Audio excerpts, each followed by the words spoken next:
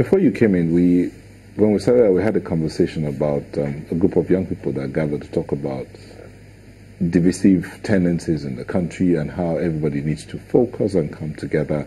Some talked about the question of finances, some talked about the question of religion. Let me take that part of religion and ethnicity, how that has sort of like divided the country. The two people that spoke, one said religion is supposed to be a way of life, and your way of life is meant to influence what you do. So, in other words, don't pay lip service to your way of life. Practice what you preach. And then I talked about the essence, the basis of Christianity being John 3:16, which is about humanity, not necessarily about Christians. God so loved the world. It's about humanity. But so that's religion dividing the people. Then there's the ethnic side. I am Isoko, I am Kwasivarian, I'm Efik, I am Yako, I am Hausa, I am this. So this divisiveness. You said they deliberately destroy the educational system. They deliberately. But aren't the younger people also deliberately destroying themselves by towing the same lines of divisiveness instead of understanding that the future rests with them and they need to prepare that future together?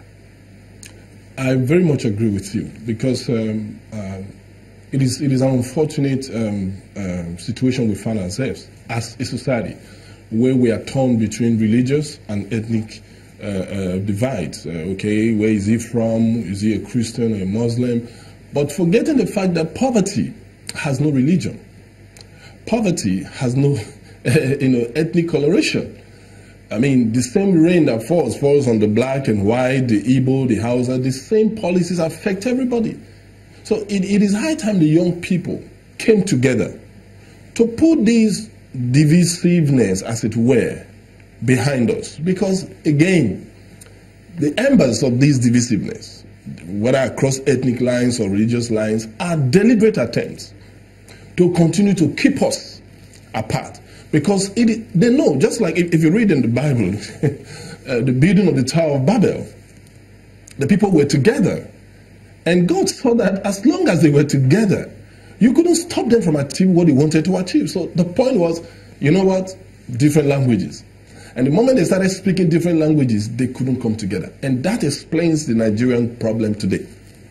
And if we make up our minds to look beyond, I mean, we just celebrated June 12th, where we had a Muslim ticket, a joint Muslim ticket that sold to Nigerians, because the election was not about religion. The election was about delivering the dividends of democracy. The election was about lifting the living standard of the average citizen. And for me, if we begin to look away from what divides us to what we should actually focus on, I think we can overcome. Because clearly, I'm a Christian, an ordained minister, but I have a lot of friends who are Muslims. And I can say that I have lots of them who are great guys, who have had opportunities in government and in private sector, and they're doing very well. And the same thing with the Christians. So it is not about religion or where you're from. The best of friends I have today are not from my ethnic group. They are across maybe other ethnic groups. So, but it's about the mindset again. It's about the mindset. How do we change this? We need our young people to come together. How do you, sell this message to the person in the rural area who's hungry? I will use a story of Esau and Jacob. Why would you want to sell your birthright for a morsel of porridge? Do they understand that? Because I mean, that's where voter education becomes important, and that is why we need to redesign our educational curriculum and begin to inject into it, content that will arouse this consciousness in our people, from the lowest level to the highest level. See, if things are going to change over the next 10 years, 15 years, 20 years, we have to begin now. Because, I mean, my parents are late. I can imagine the relationship I had with my dad.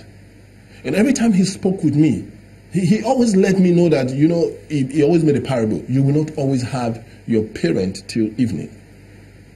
So letting me know you must begin to prepare yourself for leadership. It begins from the home, where the parent wants to do everything for the children.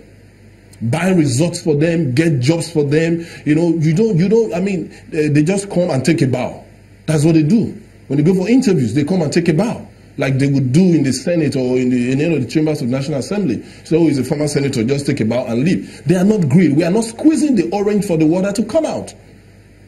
And that is why when they are now confronted with those moments where critical decisions have to be taken to move the nation forward, they are not prepared for it. So I haven't painted this picture now, listening to you. How would you classify the chances of young people to, perhaps as a result of this not too young to run law and maybe some other factors? Would you say that, well, it's still a very long shot to getting where they want, or perhaps not that far? Not that far, because again, if the elections is about the electorate going out to vote, and if their votes will count, because when I watched those who made comments about, those who analyzed the June 12th, and they were like, the real honor that will be given or accorded the winner of that election and what the election represented is to ensure that our elections are free and fair at all levels. Now, if that is guaranteed, I can tell you, see, the young people don't have no business allowing themselves to be used as thugs, we're watching recently regarding the offer robbery, and not just the offer robbery, over time, we see how young people, because they have been confused, their minds are confused, their minds are twisted. So all they look at is the immediate gratification. And so once money comes, chairman says, just go do this. I was watching a video that was going viral, and I think that video is saying a lot, where a group of guys came together and they had a list. Chairman said we should do this, do that. So one of the guys read the list, and then another said, but where is chairman's son here? He has 4 sons. How come none of them is here? And then one said, the chairman's children are all abroad schooling. And then the anchor of that short video came out and said, that's the point. How come their children are not part of it? These are fundamental questions we must begin to ask.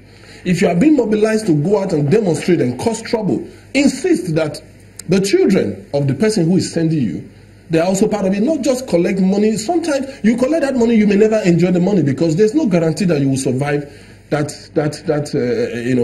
act that you are backing on.